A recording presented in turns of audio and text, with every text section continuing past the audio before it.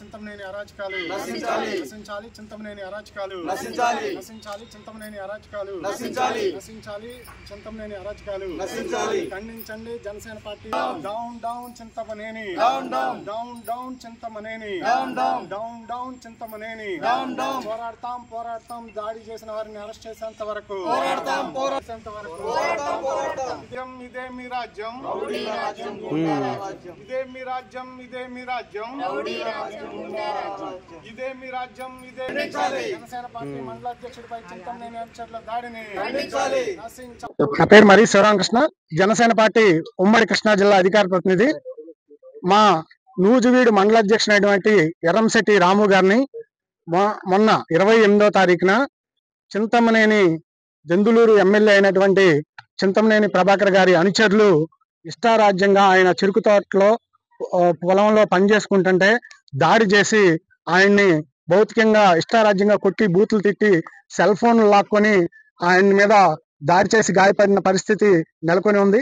దీని మీద అదే రోజు మా మండల అధ్యక్షులైన ఎర్రంశెట్టి రాము గారు 3 టౌన్ పోలీస్ స్టేషన్ కి దాడి జరిగే ముందు 1 గంట ముందు విఆర్ఓ వీళ్ళు అక్కడ అధికారులు కొంతమంది వాళ్ళు వస్తున్నారు, ఇట్లా గొడవకు వస్తున్నారని చెప్పడంతో 3 టౌన్ సిఐ గారికి ఫోన్ చేసి ఇట్లా వాళ్ళంతా మా చెరుకు ట్రాక్టర్ని ఆపటానికి వస్తున్నారండి, మీరు రక్షణ కల్పించండి, వాళ్ళంతా దాడికి వస్తున్నారని చెప్పి 3 టౌన్ సిఐ గారికి ఫోన్ చేసి విన్నవించినా గానీ ఎటువంటి చర్యలు తీసుకొని ఫలితంగా ఈరోజు ఆయనకి దాడి జరిగింది. కూటమి ప్రభుత్వం వచ్చిన తర్వాత చింతమనేని అరాచకాలు పెరిగిపోయినాయి. మేము ఈరోజు ఆయన ఒక 7 నెలలుగా ఇబ్బంది పడుతున్నాడు. ఆ ఇష్యూని లోకేష్ గారి దృష్టికి ప్రజా దర్బార్లో తీసుకెళ్లడం జరిగింది. అలాగే ఏలూరు జిల్లా కలెక్టర్ గారికి ఈ విషయాన్ని అక్కడ ఉన్నటువంటి చెరువుతో అక్కడ పొలాలు మొత్తం కూడా ఒక 15 మంది రైతులు 100 ఎకరాలని మొత్తం కూడా చెరువు నీటితో నింపేస్తున్న విషయాన్ని, రైతులు నష్టపోతున్న విషయాన్ని ఏలూరు జిల్లా కలెక్టర్ గారికి ప్రజా ఫిర్యాదుల వేదికలో పెట్టడం జరిగింది. అలాగే జనసేన పార్టీ కేంద్ర కార్యాలయం వద్ద జరుగుతున్నటువంటి జనవాణిలో పెట్టడం జరిగింది.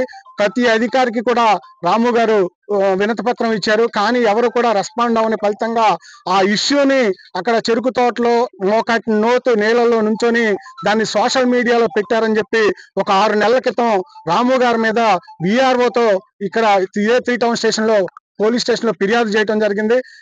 ఇప్పటికి కూడా ఎర్రంశెట్టి రాము గారి మీద కేసు ఉంది. ఆ తర్వాత ఇప్పుడు నిన్న చెరుకు నరుక్కొని ఆయన లోడ్ తీసుకొస్తున్నప్పుడు అడ్డుకొని దాడి చేశారు. ఈ విషయానికి సంబంధించి చింతమనేని ఈ నియోజకవర్గంలో అరాచకాలు పెరిగిపోయినాయి. ఇది అధికారం వచ్చే తర్వాత కొంతమంది మాత్రమే తెలుగుదేశం నాయకులకి తలకి ఈరోజు గర్వం పెరిగిపోయింది, అహంకారం పెరిగిపోయింది, గర్వం తలకెక్కి కొట్టుకుంటా ఉన్నారు. కొవ్వు బట్టి కొంతమంది తెలుగుదేశం నాయకులు ఎమ్మెల్యేలు కొట్టుకుంటా ఉన్నారు. మాకు జనసేన నాయకులకి అవమానం జరుగుతుంటే తట్టుకున్నాం, మమ్మల్ని మీటింగ్ కి పిలవపోతే తట్టుకున్నాం, ప్రోటోకాల్ ప్రకారం మమ్మల్ని ఇన్వైట్ చేయకుండా మమ్మల్ని కార్యక్రమాలు చేసుకుంటుంటే తట్టుకున్నాం, కానీ భౌతికంగా మా మండల అధ్యక్షుల మీద దాడి జరిగితే ఊరుకునే ప్రసక్తే లేదు. ఖచ్చితంగా దాడి చేసిన వారిని పిలిపించాలి, వాళ్ళకి కఠినమైన సెక్షన్స్ తో అరెస్ట్ చేసి శిక్షించాలి. అలాగే మా వాళ్ళిద్దరు సెల్ ఫోన్లు లాక్కుంటం జరిగింది, ఆ సెల్ ఫోన్లను ఇప్పించాలి. అట్లాగే 7,000 రూపాయలు క్యాష్ తీసుకున్నారు, వాటిని ఇప్పించాలి. ఇది గనక జరగకపోతే మా జనసేన పార్టీ అధినేత పవన్ కళ్యాణ్ గారి దృష్టికి ఈ విషయాన్ని తీసుకెళ్తాం, చింతమనేని అరాచకాలని. అట్లాగే డిఎస్పీ గారికి ఎస్పీ గారి దృష్టికి కూడా తీసుకెళ్తామని చెప్పి ఈ సందర్భంగా తెలియజేస్తా ఉన్నాం. నా పేరు ఎర్రంశెట్టి రాము అండి, అది మీజపురం గ్రామం, నూజివీడు మండలం జనసేన పార్టీ అధ్యక్షుడు అండి. నేను 2014 నుంచి ఇక్కడ పొలం కౌలు తీసుకుంటే ఇక్కడ ఉన్నాను సార్. చేసుకున్న పట్టిసీమ ప్రాజెక్ట్ కట్టిన కానీ ఆ పొలాలు మంచడం జరిగింది. అప్పుడు దుగ్గిరాల రైతులు అందరం కలిసి కూడా అప్పుడు కాటమనేని భాస్కర్ కలెక్టర్ ఉన్నప్పుడు పోరాటం చేసిన అప్పుడు కూడా చేశాను సార్. అప్పుడు కూడా మీడియా క్లిప్పింగ్లు అన్నీ ఉన్నాయి. తర్వాత ఆ 3 సంవత్సరాలు పోరాటం చేసిన ఏ అధికారి స్పందించబోయేసరికి ఊరుకున్నారు సార్. అనుకోకుండా వైసీపీ గవర్నమెంట్ వచ్చేసరికి అప్పుడు అబ్బాయి చౌదరి గారికి రైతులందరూ వినియోగించుకోవడం జరిగింది. అప్పుడు ఇరిగేషన్ ఏడీ గారు మేడం అక్కడికి స్పాట్ లో పంపించి ఎంక్వైరీ చేయించారు. అప్పుడు ఆ మేడం గారు మేరీ అనే మేడం గారు, ఇంకో పేరు ఏది ఉంది, ఆ గారు వచ్చి ఇది పట్టా పొలాలు, చెరువు అనేది కూర్తంత లెక్కే కాబట్టి నేను రెవెన్యూకి రిపేర్ చేస్తాను, ఇంత లెక్క కట్టబోసుకుని మిగతా పొలాలు పండించుకొని చెప్పి ఆ రోజున మేడం గారు చెప్పి వెళ్ళిపోతే 5 సంవత్సరాలు నీళ్లు తీసుకురాలేదండి. ఎవరు ఒకసారి ఇరిగేషన్ వాళ్ళు చింతమనేని గారు ఎవరు తీసుకొస్తున్నారు అక్కడికి నీళ్లు తీసుకురావద్దని రైతులు పోరాటం చేసినప్పుడు అధికారులు స్పందించలేదు. అప్పుడు ఇప్పుడు కూడా అధికారులు స్పందించలేదు. చింతమనేని గారు సంబంధం లేనప్పుడు అధికారులు ఎందుకు స్పందించలేదు?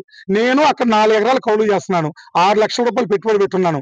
5 నెలలు చెరుకు నీళ్ళల్లో ఉంటే చచ్చిపోద్దని చెప్పేసి అక్కడ రైతులందరూ మేము పోరాటం చేయలేమండి ఎమ్మెల్యే గారి మీద, కాబట్టి మీరు చేసుకోండి మీరు పరోక్షంగా సహకరిస్తామంటే నేను కూటమి నాయకుడిని కదా అని చెప్పేసి మీడియా కూడా ఎక్కకుండా అధికారపూర్వకంగా చేసుకుందా అని చెప్పేసి 5 నెలలు పోరాటం చేసేశారు. ఎక్కడా న్యాయం జరగలేదు. అయినా వదిలేశాను. అయినప్పటికీ ఫేస్బుక్ లో పెట్టినందుకు నా మీద ఇదే స్టేషన్ లో సోషల్ మీడియా కేసు కట్టించారు వీఆర్ఓ గారి చేత. అయినా కేసు ఎదుర్కొంటే అట్లాగున్నాను.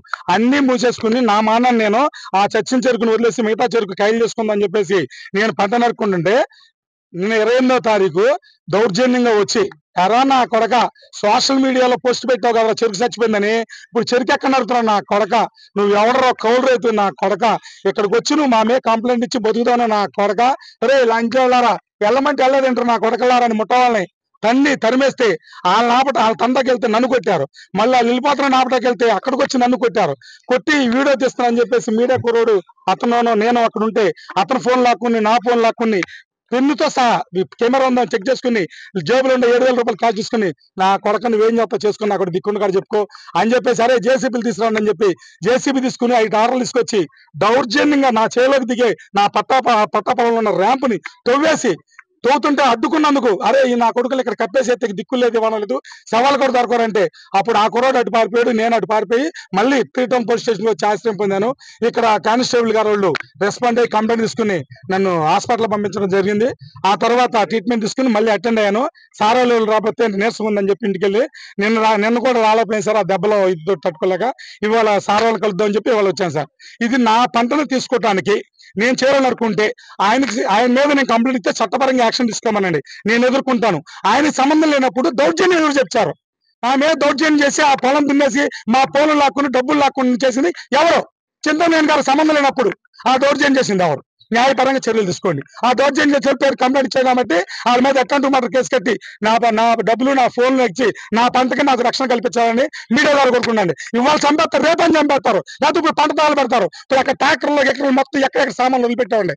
ముట్టోళ్ళు మేము అందరం పారిపోయి వెళ్ళిపోయాం. అక్కడ ఏం జరిగిందో కూడా తెలియదు. ఇప్పుడు మీడియా సమక్షంలో వస్తే అక్కడ జరిగిన అన్యాయం కూడా మీరు కల్లారా చూపించడానికి ప్రపంచానికి తెలియజేస్తారని చెప్పేసి ఈ మీడియా మిత్రుల ద్వారా తెలియజేసుకుంటానండి.